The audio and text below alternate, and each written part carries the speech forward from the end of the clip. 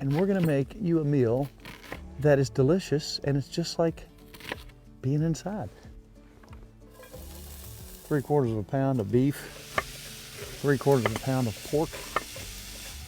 To season this, I'm just gonna open a packet of my chili. I'm gonna put a couple tablespoons of that seasoning in there, and I'll just keep doing that until it gets right. Now, That smells good. Yes, it smells so good. I'm gonna go ahead and put some meat on here.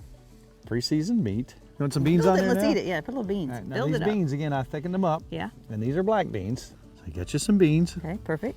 So now you take it from there and put whatever you want on. How about the that corn relish? Can we have some of that one. on Yeah, there? yeah, gotta have that. I'm gonna put little chunks of it on there. How's that? Cheese, please. Gotta have cheese. We'll just put just a little sauce. Gonna We fall. cut it up with our ulu knife. Let me take the first bite. How is it? So, I mean, you saw the ingredients. Yum, Papa. How could you go wrong?